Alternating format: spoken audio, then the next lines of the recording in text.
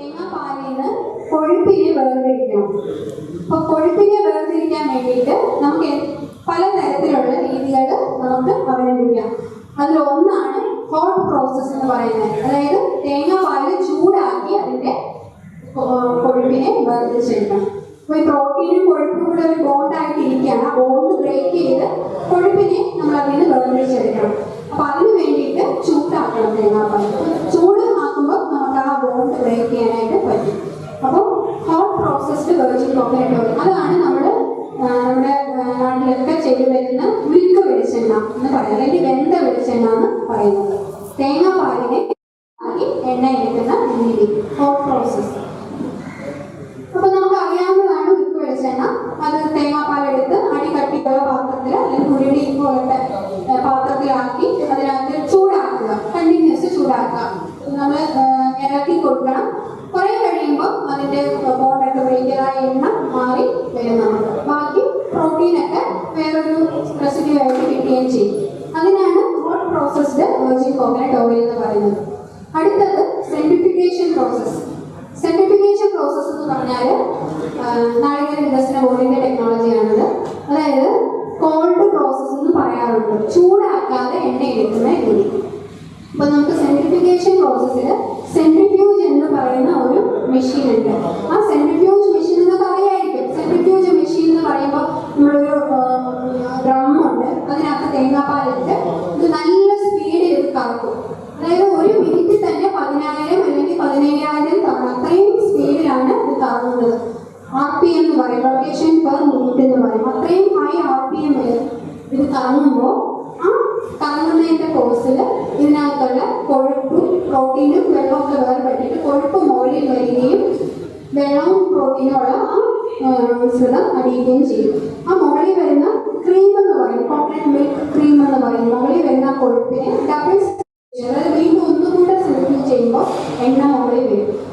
അപ്പൊ നമ്മൾ സാധാരണ എണ്ണയൊക്കെ എടുക്കത്തില്ല, അതേ രീതിയാണ്, ആ ഒരു പ്രിൻസിപ്പിളാണ്. അപ്പൊ നമ്മൾ ഈ ഒരു മെഷീനിൽ ചെയ്യുന്നതേ ഉള്ളൂ, സെൻട്രിഫ്യൂജ് മെഷീനകത്ത്. അപ്പോൾ ഇതിന്റെ എണ്ണ മുകളിൽ വരും. കട്ടി കുറഞ്ഞ വസ്തുവാണല്ലോ എണ്ണ, കൊഴുപ്പ് എന്ന് പറയുന്നത്. അത് മുകളിൽ വരികയും കട്ടി കൂടിയ വസ്തുക്കൾ അടിയുകയും ചെയ്യും. അതിനാണ് സെൻട്രിഫ്യൂഗേഷൻ പ്രോസസ്. അങ്ങനെ നമുക്ക് നല്ല ക്ലിയർ ആയിട്ടുള്ള എണ്ണ കിട്ടും.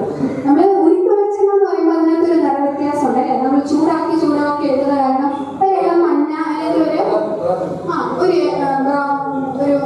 ലൈറ്റ് ബ്രൗൺ അല്ലെങ്കിൽ ഒരു ഓറഞ്ച് കളറൊക്കെ വരാറുണ്ട്.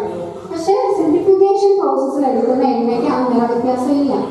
അപ്പോൾ നമുക്ക് വിദേശത്തേക്കൊക്കെ എക്സ്പോർട്ട് ചെയ്യുമ്പോൾ സെൻട്രിഫ്യൂഗേഷൻ പ്രോസസ്സിൽ ചെയ്യുന്ന എണ്ണയ്ക്കാണ് ഡിമാൻഡ് കൂടുതലുള്ളത്. കാരണം അവർക്ക് ആ കളർ ഒട്ടും വരാൻ പാടില്ല, 0 ആയിരിക്കണം കളർ വാല്യൂ. അപ്പോൾ അത്രയും ഈ ക്ലാരിറ്റി ഉണ്ട് ആ എണ്ണയ്ക്ക്. പച്ചവെള്ളം പോയിരിക്കും. നമുക്ക് മാർക്കറ്റിലൊക്കെ കാണാൻ പറ്റും, സൂപ്പർ മാർക്കറ്റ്സിലൊക്കെ കാണാൻ പറ്റും. ഇങ്ങനെ കോൾഡ് പ്രോസസ്സിന് എഴുതിയിരിക്കുന്നതിന് നല്ല ക്ലിയർ ആയിരിക്കും. ഉരുക്ക് വെളിച്ചെണ്ണയ്ക്ക് ചെറിയ, പക്ഷെ നമ്മുടെ നാട്ടിൽ കേരളത്തിൽ ഉരുക്ക് വെളിച്ചെണ്ണയ്ക്കാണ് ഡിമാൻഡ്. കാരണം ആ ഒരു മണവും അല്ലേ, നമ്മൾ ആ ചൂടാക്കുമ്പോൾ റോസ്റ്റഡ് സ്മെല്ല് വരും. അതുപോലെ തന്നെ ആ ഒരു ചെറിയ കളർ ചേഞ്ച് ഒക്കെ ഉള്ളതാണ് നമ്മുടെ കേരളത്തിലെ ആളുകൾക്ക് ഇഷ്ടം. പക്ഷെ നമ്മൾ എക്സ്പോർട്ട് ചെയ്യുമ്പോൾ അവിടെ കൂടുതലായിട്ടും ഈ പറഞ്ഞ കോൾഡ് പ്രോസസ്സിനാണ് ഡിമാൻഡ് ഉള്ളത്. പിന്നെ തേങ്ങാപ്പാലിൽ നിന്ന് എടുക്കുന്ന മറ്റൊരു രീതിയാണ് പഴയ സ്വയം ഫെർമെന്റേഷൻ പ്രോസസ്സ് എന്ന് പറയുന്നത്. ഫെർമെന്റേഷൻ എന്ന് പറഞ്ഞാൽ തേങ്ങാപ്പാലിനെ പുളിപ്പിച്ചെടുക്കുക. അപ്പോൾ നമ്മൾ ഈ ബോണ്ട് ബ്രേക്ക് ചെയ്യാനായിട്ട് ഇതിനെ പുളിക്കാനായിട്ട് വെക്കണം. അതാണ് ഈ കൊഴുപ്പിനെ വേർതിരിക്കാനായിട്ട്. അപ്പോൾ നമ്മൾ ആദ്യം ചൂടാക്കി, രണ്ടാമത്തെ പ്രോസസ്സിൽ സെൻട്രിഫ്യൂജ് ചെയ്തു, മൂന്നാമത്തതിൽ പുളിപ്പിക്കുകയാണ് ചെയ്യുന്നത്. പുളിപ്പിക്കുക എന്ന് പറഞ്ഞാൽ നമ്മൾ പ്രത്യേകിച്ച് ഒന്നും പുളിക്കാൻ ചേർത്ത് കൊടുക്കുകയൊന്നും വേണ്ട. ഇതിങ്ങനെ തന്നെ ഒരു 30 മുതൽ 35 ഡിഗ്രി സെൽഷ്യസ് താപനില വേണം. ആ ഒരു ചൂട് വേണം. ഒരു ഇൻക്യുബേഷൻ പോലെ ഒരു ഫെസിലിറ്റി വേണം. അത് ഒന്നെങ്കിലും നമ്മൾ വീട്ടിലാണ് അറ്റാച്ച് ചെയ്ത ഒരു റൂമിലോ അല്ലെങ്കിൽ ഒരു ഇൻക്യുബേഷൻ ചേമ്പറിലോ. നിങ്ങൾക്ക് വീഡിയോസ് കാണിച്ചിട്ട് കുറച്ചുകൂടെ ക്ലിയർ ആവും. ആ ചേമ്പറിനകത്ത് വെച്ച് നമ്മളിത് ഒരു 22 മണിക്കൂർ, 24 ദിവസം, 24 മണിക്കൂറോളം നനക്കാതിങ്ങനെ തേങ്ങാപ്പാൽ വെക്കുക. അപ്പം നാച്ചുറൽ ആയിട്ട് ഇത് പുളിക്കും. ഇതിനകത്ത് വേറെ ഒന്നും ചേർത്ത് കൊടുക്കും. അങ്ങനെ പുളിച്ച് കഴിയുമ്പോൾ ഇതിൻ്റെ എണ്ണ മുകളിൽ വന്ന് നിൽക്കും. അടിയും ബാക്കി എല്ലാ കമ്പോണൻസും അടിയും വരും. ഇവിടെ പണ്ടൊക്കെ വലിയമ്മച്ചിമാരൊക്കെ വീടുകൾ, ചെറിയ കുട്ടികളൊക്കെ ഉള്ള വീടുകളിൽ ഈ തേങ്ങാപ്പാൽ എടുത്ത് അടുപ്പിൻ്റെ സൈഡിൽ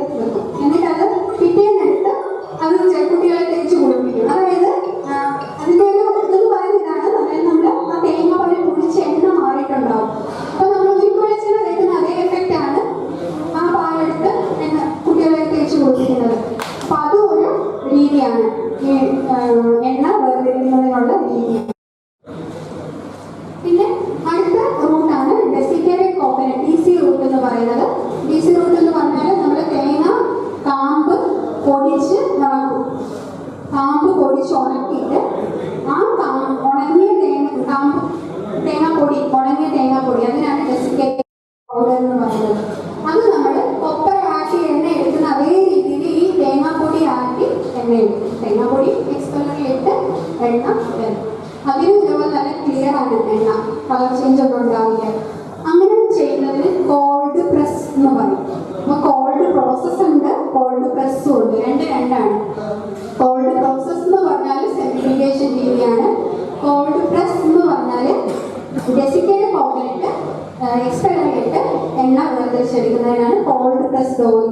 കോൾഡ് പ്രസ്ഡ് കോക്കനട്ട് ഓയിൽ ഉണ്ട്, അതെന്താണെന്ന് അറിയാമോ നിങ്ങൾക്ക്? ചക്കിലാട്ടിയ വെളിച്ചെണ്ണ, കോൾഡ് പ്രസ്ഡ് കോക്കനട്ട് ഓയിൽ. അതായത് ചക്കയിൽ അധികം ചൂടാവില്ല എന്നാണ്. അപ്പോൾ അങ്ങനെ എടുക്കുന്ന എണ്ണയ്ക്ക് കോൾഡ് പ്രസ്ഡ് കോക്കനട്ട് ഓയിൽ എന്ന് പറയും. ഇത് കോൾഡ് പ്രസ്ഡ് വെർജിൻ കോക്കനട്ട് ഓയിലാണ്. അതും നമുക്ക് മാർക്കറ്റിൽ ലഭ്യമാണ്, കോൾഡ് പ്രസ്ഡ് വെർജിൻ കോക്കനട്ട്. അപ്പം ഡെസിക്കേറ്റഡ് യൂണിറ്റ്, അതായത് ഈ ഡെസിക്കേറ്റഡ് കോക്കനട്ടിന്റെ യൂണിറ്റുകൾ തുടങ്ങുന്ന മിക്ക ആളുകൾക്കും ഈ കോൾഡ് പ്രസ് ഓയിലും ഉണ്ടാവും. അതെന്താ? DC ഉണ്ടാക്കും. DC ഉണ്ടാക്കി നമുക്ക് DCക്ക് എപ്പോഴെങ്കിലും നമുക്ക് ഉദ്ദേശിച്ച വിൽപ്പന വന്നില്ല, അല്ലെ ഡിമാൻഡ് കുറയുന്ന സമയത്ത് ആ DC നമുക്ക് ഈ എക്സ്പെല്ലറിലിട്ട് പ്രസ് ചെയ്ത് എണ്ണ എടുത്ത് DCO ആയിട്ട് എടുക്കാം. അപ്പോൾ രണ്ട് ഗുണങ്ങളും ഉണ്ട്. അപ്പം മിക്കവാറും DCO യൂണിറ്റ് ഉള്ളവർക്ക് ഈ ഒരു DCO കോൾഡ് പ്രസ് ഉണ്ടാവും. കാരണം ആ ഒരു എക്സ്ട്രാ എക്സ്പെല്ലർ കൂടെ ഇൻസ്റ്റാൾ ചെയ്താൽ മതി. മൈക്രോ എക്സ്പെല്ലർ എന്ന് പറയും.